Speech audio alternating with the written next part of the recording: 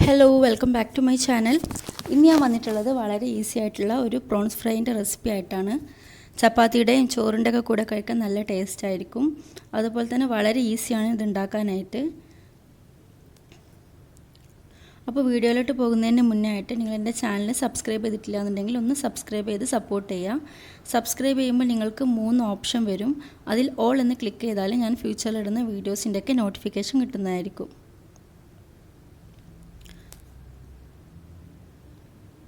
അപ്പോൾ ഇതിന് വേണ്ടിയിട്ട് ഞാനിവിടെ 1 കിലോ ചെമ്മീനാണ് എടുത്തിട്ടുള്ളത്. നന്നായിട്ട് കഴുകി വൃത്തിയാക്കി ഒരു മൺചട്ടിയിലാണ് എടുത്തിട്ടുള്ളത്.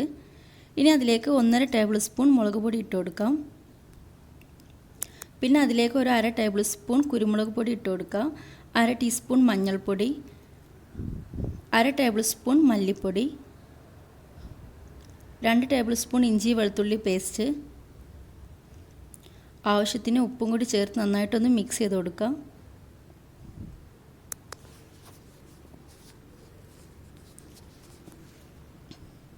ഇനി ഇതിലേക്ക് ഒരു 1/2 കപ്പ് വെള്ളം കൂടി ഒഴിച്ച് കൊടുക്കാം. നന്നായിട്ടൊന്ന് മിക്സ് ചെയ്തിട്ട് സ്റ്റവിൽ വെച്ച് കൊടുക്കാം. ഇനി ഇത് അടച്ച് വെച്ച് ഒരു 4 മിനിറ്റ് കുക്ക് ചെയ്തെടുക്കാം.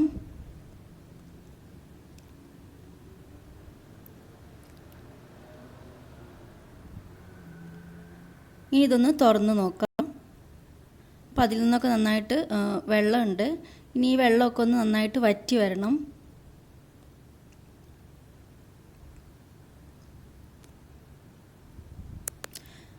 ഇപ്പോൾ വെള്ളമൊക്കെ നന്നായിട്ട് വറ്റി വരുന്നുണ്ട്.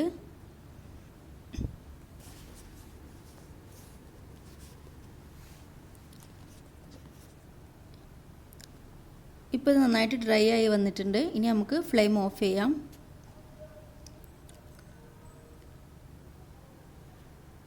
ഇനി വേറൊരു പാൻ ചൂടാക്കാൻ വെക്കുക. അതിലേക്ക് ഒരു 4-5 ടേബിൾ സ്പൂൺ വെളിച്ചെണ്ണ ഒഴിച്ച് കൊടുക്കാം. പിന്നെ അതിലേക്ക് ഒരു വലിയ സവാള ചേർത്ത് കൊടുക്കാം. ഇനി സവാള ഒന്ന് വഴറ്റിയെടുക്കാം.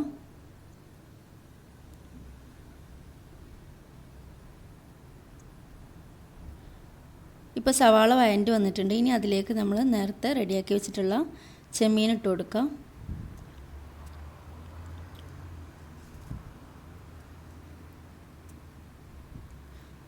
എല്ലാം കൂടി നന്നായിട്ടൊന്ന് മിക്സ് ചെയ്ത് കൊടുക്കുക.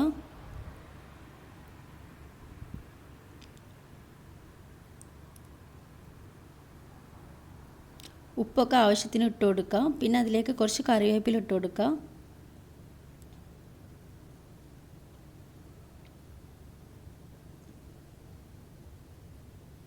എല്ലാം കൂടി നന്നായിട്ടൊന്ന് മിക്സ് ചെയ്ത് കൊടുക്കുക. ഇതിലേക്കൊരു 3 പച്ചമുളക് കൂടി ചേർത്ത് കൊടുക്കുന്നുണ്ട്. എരിവിനനുസരിച്ച് ചേർത്ത് കൊടുക്കാം.